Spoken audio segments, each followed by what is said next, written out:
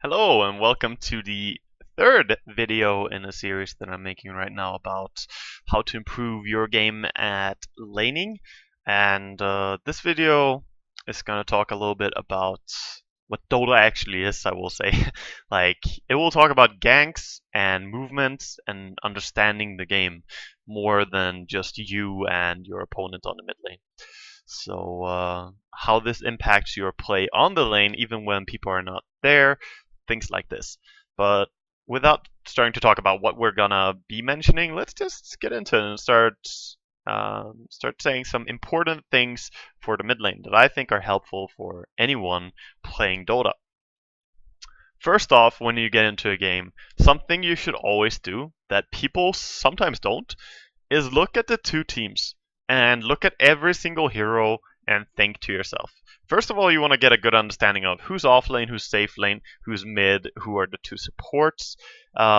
Very important as a mid laner is to think about who's mid and who are the two supports, of course, because these are the most key heroes for you. As the supports could gank you, and the mid laner, of course, you're going to be against him. The off laner is also fairly important. Sometimes you have heroes like a Spirit Breaker, in this case, off laning, and you have to be paying respect to that. He can definitely gank you. So first step is that, okay? Because that sets the tone. If you see that the enemy have heroes who can gank really well, like the Shadow Demon and Ogre Magi in this case, you want to keep that in mind. It will also help you keep better map awareness and looking more at the minimap if you know that the heroes could kill you if they're missing.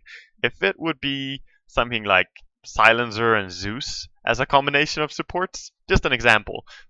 Like, I'm not sure they could even kill me if they gank me, right? Because they have, well, in this patch they do have a slow on Silencer, but it takes really long before it sets. Zeus has nothing really to offer in a gank. He has damage, but he doesn't have the initiation or anything.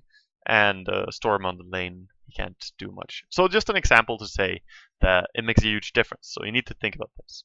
On Radiant mid lane and Dire mid lane, there are what I would like to call safe spots. If you think that you're gonna be ganked, you should probably move to one of the safe spots or farm in one of the safe spots.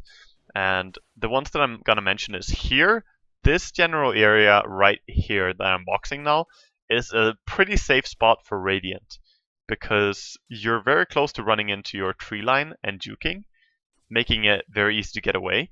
And it's pretty unnatural for enemies to find you here. They need to run around this way, go behind you, and like come up from here. But that's a very high risk gank for them. It could easily unsmoke, for example. They're gonna run through wards, so they have to smoke for sure to do it. And it's just very hard to do. Like, if I take one step down here, I'm suddenly ruining their entire gank. So being here is a very good spot. On Dire, I would say the safe spot is similarly on this side. If you're standing too high up, if you're standing here and farming, you can easily be ganked from up here, and it's just a very wide open, easy to gank kind of area. They can run straight from behind, and that's sort of what you run into as well. If you're farming on this side of things, yes, it's a little bit safer than Dire, but it's still not the best. If you get initiated upon from here, you could probably get caught and die. If you stand too far up and the enemy come from your tower, you will get forced into an awkward scenario where you have to run up. And if the enemy mid was not a Storm but a Queen, or if Storm is level 6, you're probably dead again. So the easiest way is to hide in the safety of your tower, forcing the enemy to tank tower if they're gonna dive you. And of course, as Dire, this spot is just very hard to gang because there's no natural path. If you come from this way, your smoke is gonna break when you get close to a tower here. And the only good way to gank a Storm standing in the perfect spot here is, well, I would say from up here actually. Going from around is the best way. Like we saw in DAC, I was watching replays from DAC recently. I'm just gonna back the replay a little bit. Where Sumail played Storm. He went down a little bit too far, Rasta wrapped around, went behind him. This path is super dangerous. And if Storm stood a little bit more south to the side, he could maybe have lived. But then again, playing to a positional weakness like that, it's gonna make it harder to last hit. Wow, I talked about that longer than I should. I feel I want to make these guides short, but safe spots are important, so that's fine. I'm gonna pause the video for just a second here and talk a little bit more about the next things before I proceed. So Next, for a mid laner, there's more than just you and the enemy, and with that comes communication. You can set up ganks for your teammates as well. If you just talk to your teammates, ping, communicate, like you can write, talk, or ping, I don't care. Do something to indicate that you want to kill the enemy. Hell, use the chat wheel, you know? Like, chat wheel is a great tool. Just say go, go, affirmative, and the enemy might be dead in 30 seconds if your teammates are paying attention. Of course, doesn't work every time, but if you don't try, you're never gonna know if it did work. Setting up for ganks, there are two things you kind of want to think about. Either you want to set up for a gank by harassing the opponent so he's not 100% HP. That could make it a lot easier to bring him down. Or you could set up by baiting. That's also a very good way. And of course, if you're calling for a gank, you need to make sure you have mana for your combinations. Whatever spells you want to use, make sure you have the mana and don't waste it on creep farming. And next, I want to talk about one more thing. You need to pay close attention to the enemy supports, because I just talked about how you can make your team gank mid, but what if the enemy hero is doing the same? And what if the enemy mid laner is doing the same thing and calling in his supports? Well, that's when you need to have good communication with your off laner. You can even just say that in a game. Hey, tell me if Vengeful is missing. Or hey, tell me if Ogre is missing. Like, maybe they won't tell you every time, but maybe they will sometimes, or ping or say to care when they can't see them. And that's going to save your life. Of course, paying close attention to a minimap as well as clicking heroes is going to inform you, does the support have boots or not? That's a massive thing.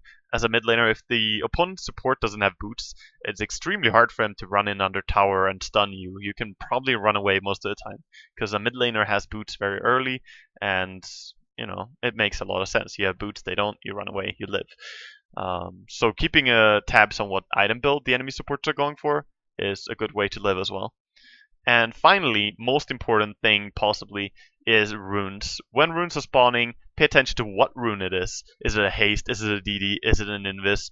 These are the primary runes that are gonna get you killed.